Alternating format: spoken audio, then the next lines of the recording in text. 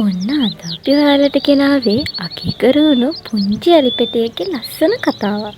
මේ අපේ කතාවේ පුංචි අලිපැටියගේ නම තමයි ඩිංගි. දවසක් ඩිංගි තාත්තගෙන් මෙන්න මෙහෙම අහනවා. අපි යමුකෝ කැලෑව පැත්තට.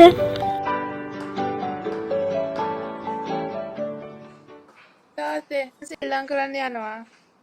පොඩ්ඩක් ඉන්න පුතා. ඇයි තාත්තේ? ඔයා අර මිනිස්සු ඉන්න ගම හරියට නෑ යන්න එපා. ඒ හරි භයානකයි. හරි තාත්තේ. තව හවස් වෙන්න කලින් එන්න ඕන.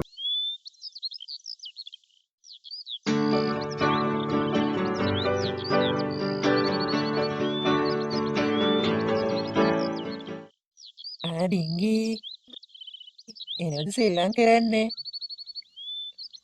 ඒත් අද අපි කරන සෙල්ලම් මොකද්ද? ඩිංගි අද අපි මිනිස්සු ඉන්න ගමට යන්න.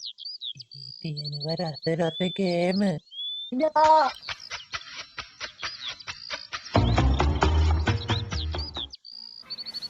ඩිංගි ඔයාට තාත්ත කියන්න තියෙනවනේ එහෙට යන්න එපා කියලා. ඉතින් හරි භයානකයි. ඩිංගි ඔයා බින්ද කියන දේ අහුවොත් ඔයාටත් බින්ද වගේ ලොකු අය කියන දේ අහන්නේ බබෙක් වගේ ඉන්න වෙන්නේ. ඔව් ඔයා කිව්වා හරි. අපි යමු. ඩොංගගේ ටික්කගේ නරක වැඩ දන්න ඩිංගට හිතුණා ඩිංගි කරදරයක වැටෙන්නයි යන්නේ කියලා. කෝකටත් ඩිංගිගේ පරිස්සමට ඩිංගත් ගියා.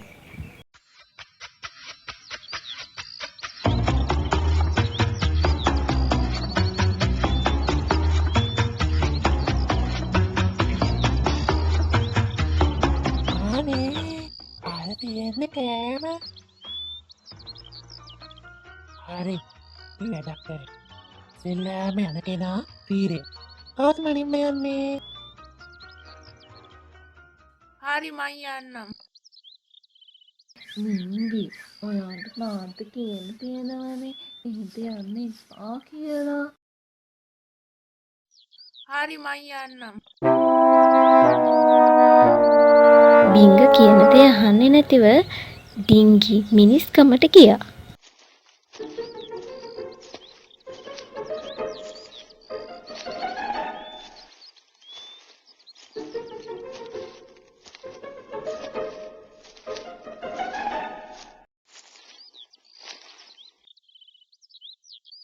ඊයෝ!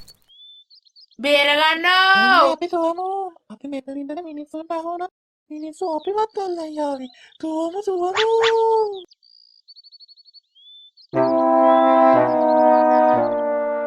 මන් ඩිංගව බේර ගන්න ඕන. මොකද කරන්නේ?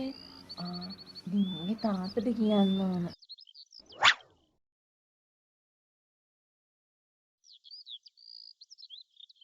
බේරගන්නෝ!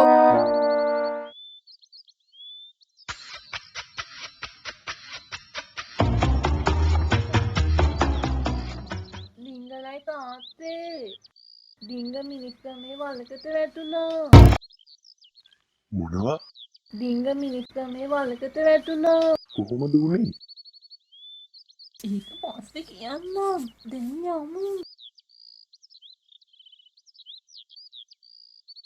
ඩිංගිගේ තාත්තා ඉක්මනින්ම ඇවිල්ලා ඩිංගව බේරගත්තා.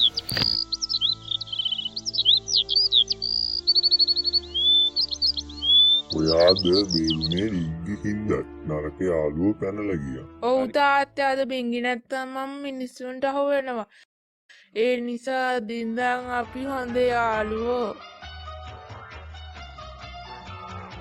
ඔන්න පේනව නේද යාළුවනේ නරක යාළුවෝ නිසා කරදරේ වැටෙන අපේ ඩිංගි නුවණක්කාර හොඳ යාළුවෙක් නිසා ජීවිතේ බේරගත්තා. මේ වගේ ලස්සන ආදර්ශමත් අලුත් කතා අහන්න පුංචි ඔයාලා කැමති නම් අපිව subscribe කරලා තියාගන්න.